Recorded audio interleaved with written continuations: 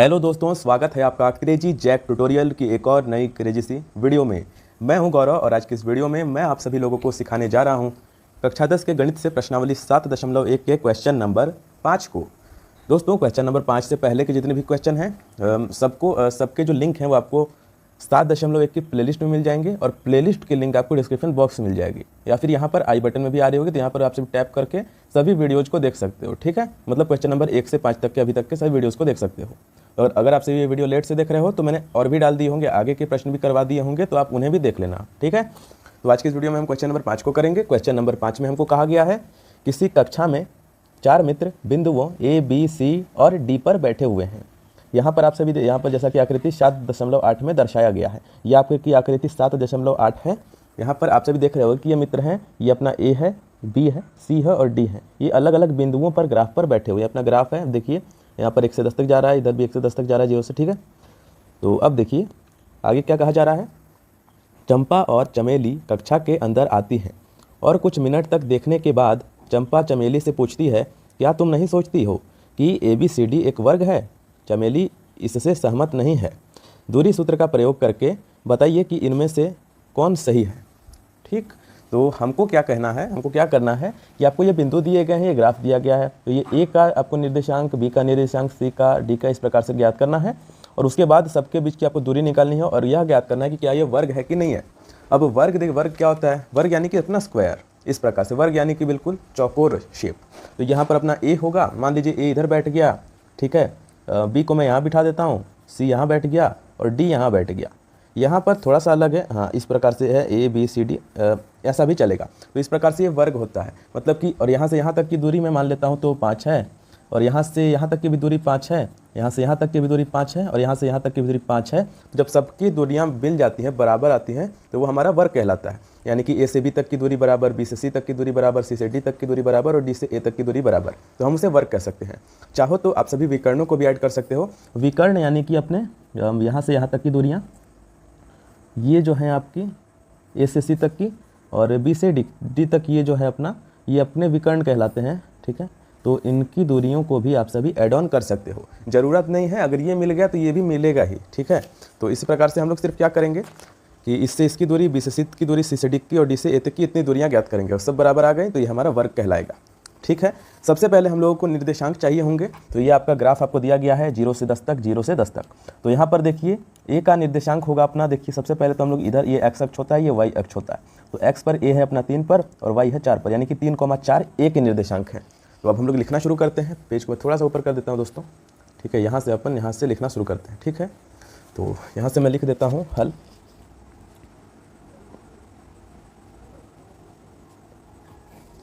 यहाँ पर आप सभी लिखोगे कि आकृति के अनुसार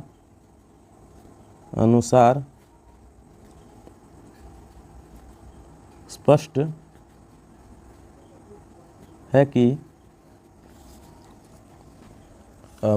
है कि यहाँ पर आप सभी देखो बिंदु ए के निर्देशांक है, देखिए अपना ये 3 और 4। ठीक है, कि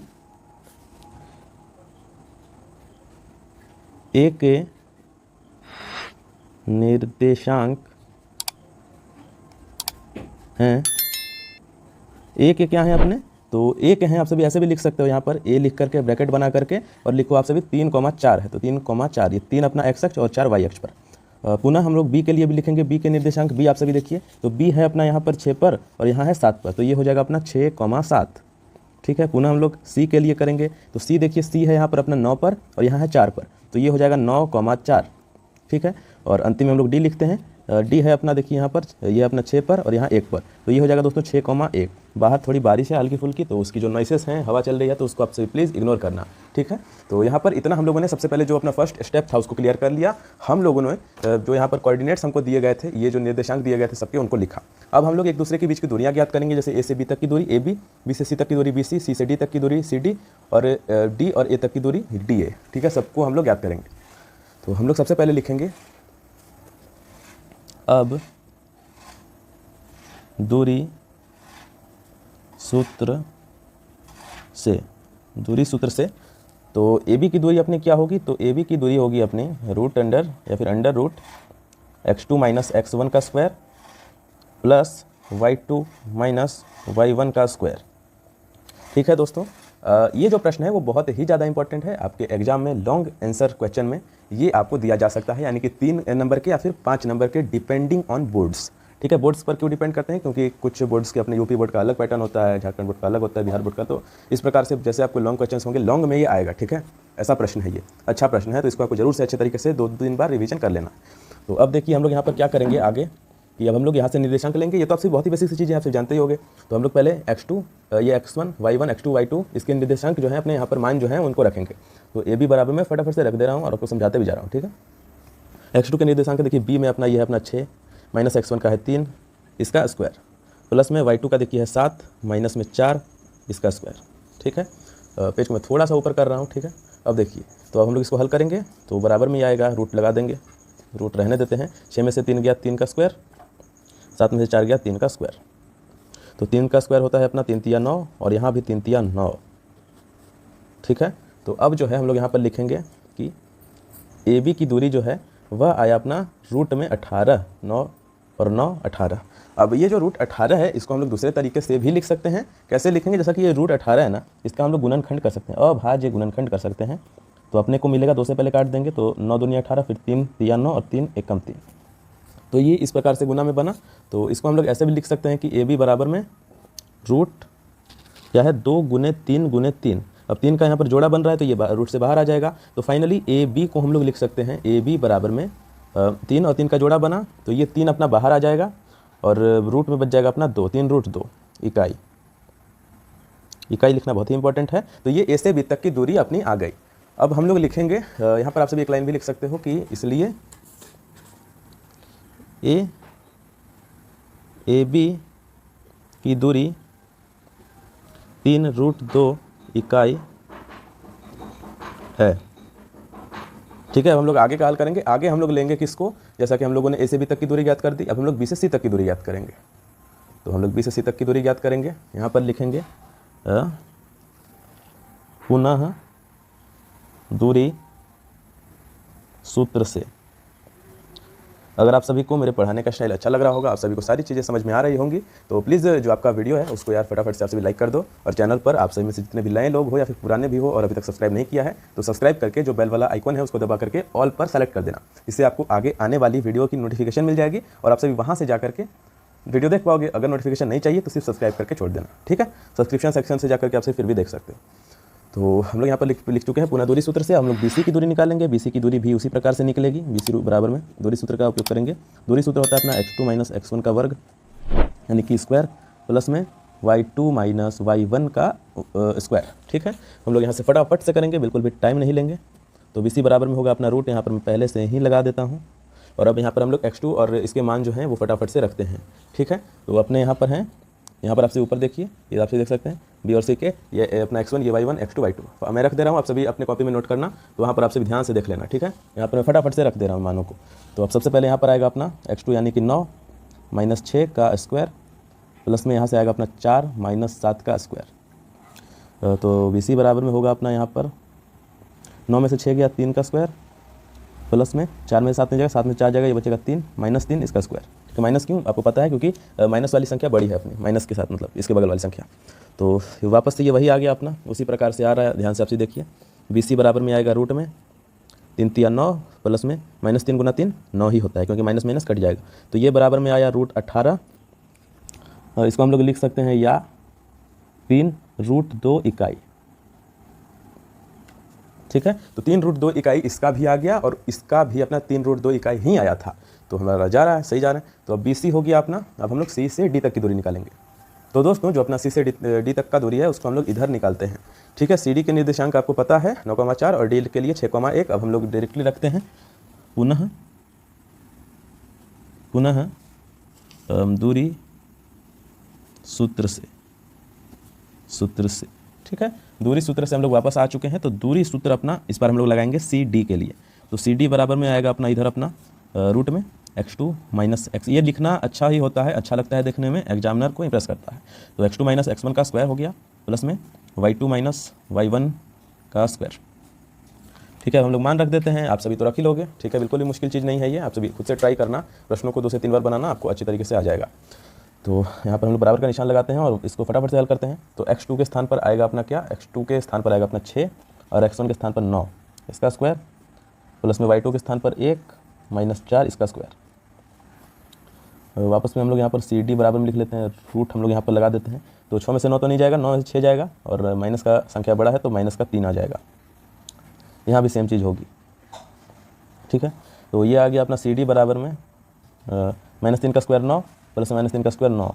तो जो अपना CD है वो आया √18 या 3√2 इकाई। तो पुनः हमको वैसा ही मिल गया। आखिरी बचा है D से A तक की दूरी। ठीक है, DA, तो ये भी हम लोग या फिर AD, तो ये हम लोग अब निकालेंगे। ठीक है, आखिरी बचा है दोस्तों, आखिरी। इसके बाद अपना क्वेश्चन सॉल्व भी हो गया है मानो। इसको भी आप सभी ध्यान से देखना। ठीक है, वीडियो पूरी अगर आप सभी यहाँ तक देख रहे हो, वेरी वेरी थैंक यू। आप सभी को आई थिंक सारी चीज़ें समझ में आ गई होंगी। तो अब देखिए यहाँ पर है अपना, हम लोग निकालेंगे पुनः, यहाँ पर लिखेंगे पुनः दूरी सूत्र से। ये जो प्रश्नावली है, ये जो पूरा का पूरा चैप्टर है, इसके 3 सवाल मिनिमम, 3 ऑब्जेक्टिव और लॉन्ग आंसर मिला करके जो आपके 3 सवाल हैं, 3 सवाल आपके आते हैं। एक भी नहीं, 3 सवाल आते हैं।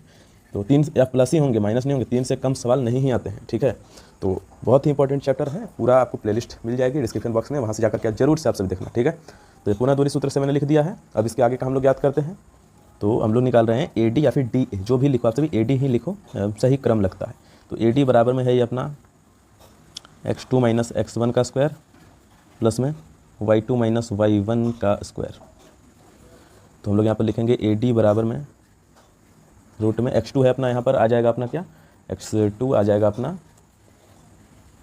इस बार ये आ जाएगा अपना x2 6 और 3, या फिर AD निकाल रहे हैं ना, तो AD के लिए है अपना D ही होगा अपना सेकंड। ठीक है, क्योंकि AD, तो A वाला ब्रैकेट अपना x1 y1 का और D वाला ब्रैकेट x2 y2 का। तो x2 है अपना 6 D के अकॉर्डिंग, अब D से D वाले ब्रैकेट से x2 है अपना 6 माइनस में x1 है अपना 3 इसका स्क्वायर, प्लस में y2 है अपना 1 - 4 का स्क्वायर।